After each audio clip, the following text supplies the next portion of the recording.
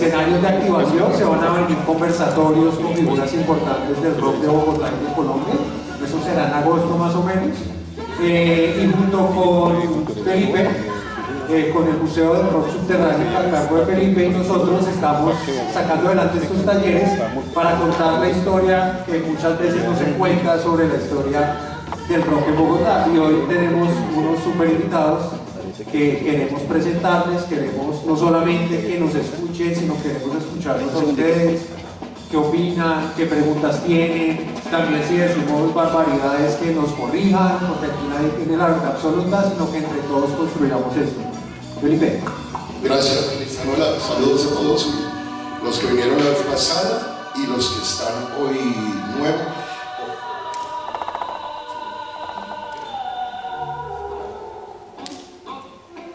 Bueno, bienvenidos. Hoy ha pasado una cosa mala y una cosa buena. La cosa mala es que Arturo está enfermo, no puede venir. Bueno, y obviamente esta sesión me gustaría mucho dedicársela a Joaquín Betancur, que falleció ayer, cantante de Gades.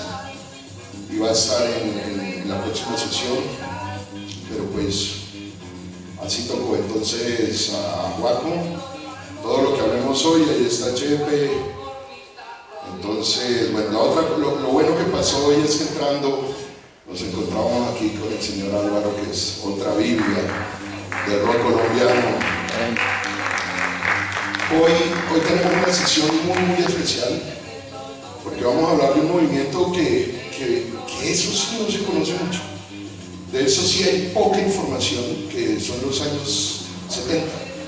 La parte final de los 60 y los años 70. ¿Y por qué les digo que no hay mucha información? Porque, como ya vimos, entonces vean, ahí estaba, ni se ve bien por la cantidad de datos que hemos tenido desde la semana anterior, pero ojo, como esto es un taller, y es lo que les digo a los invitados hoy también, si ustedes ven que hay un error tal vez en la parte histórica, porque no lo conocemos, pues entonces meten la mano y dicen, no, eso no era así, puede ser así, ¿vale?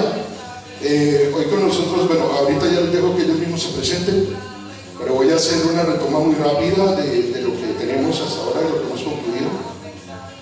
Y recuerden, el rock llega a Colombia, precisamente a Bogotá más o menos, o lo que se tiene es que es en el año 57, con todas esas películas de Hollywood de Rebeldes sin Causa, sobre todo la de Sevilla de Maldad, Black Barrier, que al final sonaba el Bill Haley and the Comets. Ok, en Bogotá y en Colombia había algunos precedentes, muy pocos. Por ejemplo, hubo un intentona del Very Very Well, que hablábamos la vez pasada, de una agrupación vallenata que sacó una canción del Halo Mister, y estaba una banda que era más bossa nova, que se llamaba Los Teenagers.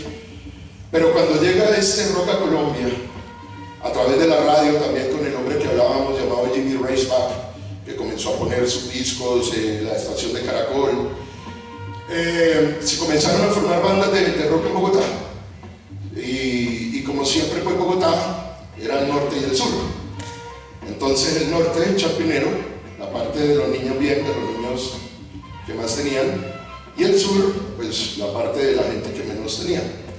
Para ese momento hubo dos bandas, y les estoy hablando del año 58, que eran los Danger Twins con Freddie Wilson, y estaban los Dinámicos, que estaba por ahí Arturo ya muy chiquito.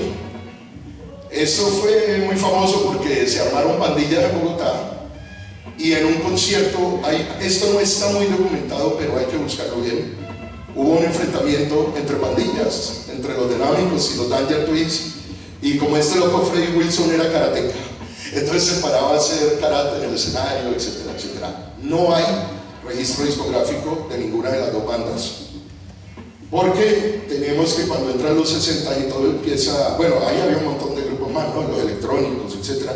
Todo está, miremos acá, los Strangers, los Beebots, los Silver Thunders, que no sé si tú sepas mucho de los Silver Thunders, Los Caminantes, Los Rebeldes, aquí está la emisora. Bueno, ahí vamos hablando de todo esto. En el 61 fue que se dio el concierto de Bill Haley and the Comets acá en Bogotá, en lo que es el teatro y el Jorge Bielser, que se llamaba Colombia, ¿no? Teatro Colombia. Teatro Colombia. Lo que no tenemos claro es el CID, ¿dónde era? ¿Cuál era el teatro del CID? Que fue donde llegaron las primeras películas. Hay que averiguar, ahí están sus micrófonos. ¿Dónde era el Metropol o algo así? Sí. El sitio todavía existe, Sí. ahí está, y el auditorio existe, sí. El fresco donde está la figura del Cid Campeador existe, y ese es el lugar de Colpatria, calle 24, calle Novena. Bueno, esperen, antes de que se presenten ellos, porque quiero que presenten qué hacía cada uno de un lado por esto.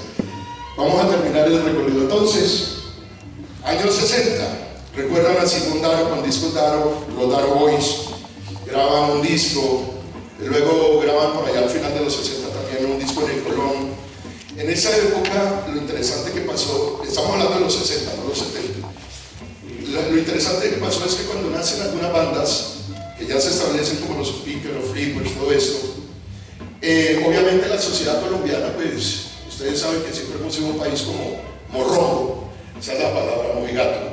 Al principio vieron el rock como una amenaza, incluso en el tiempo vimos los recortes donde salían que eso iba a ser un fracaso, no sé qué, pero ¿qué sucede? Viene la domesticación del rock en los 60 y marcas como Milo, Leonisa y otras marcas encuentran en esto como un nicho de mercado, ¿verdad? Entonces, había dos grandes, por ejemplo, se conocía como el movimiento Gogó, el Yeye, y eso era una domesticación que trató de hacer Carlos Nilsson Alfa con la nueva ola, ¿verdad? Que fue como crear un movimiento paralelo a todo esto, en donde eran más baladistas que otra cosa. Y al principio las bandas como Flippers, Speakers y todas estas que se nombran mucho, lo que hacían eran covers de grupos de fuera, y así transcurrió la década de los 70. Fue una buena década para el rock colombiano, fue el despertar del rock colombiano. Más o menos, pues ahí está en todos los materiales, nació Radio 15, que después fue un sello disquero. Radio 15 creo que editó 26 discos, pero ojo, las bandas de rock que en realidad tenían oportunidad de grabar eran muy pocas, porque ya al final de los 60 el rockero, no la nueva ola, sino el rockero ya le dio rabia y dijo: brother, esto ya no más, nosotros vamos a cantar lo que a nosotros nos gusta, vamos a hacer nuestras canciones, y se desligaron de todo esto y comienza como una especie de movimiento underground en donde había cientos, puedes poner un poquito allá, cientos, no mentiras, porque como vemos la escena de los 60 no era tan grande, era mucha gente yendo por todos lados, haciendo muchos grupos. Allá había nombres muy importantes como Roberto Fiorelli, como Humberto Monroy, como Arturo, Carlos Martínez, toda esa gente. Ahorita complementamos. Aquí entre 1965 y los 70 entonces tenemos todo lo que estamos hablando. Estaba Tania Moreno Ceballos, hablamos de ella ahorita y la vez pasada, Arcesio, Martelo, estuvo la banda de Ángela que vino, de Sabesta, y para finalizar los 60 se da una cosa en Bogotá muy bacana, que es el Festival de la Vida, que ya vamos a hablar de eso, Entonces ahora sí, eso es como en grandes rasgos lo que tenemos hasta ahora, 1957-1969. Ahora sí voy a dejar que todos ellos tres se presenten. Si quiere Rocío, comienza por allá. Acá hay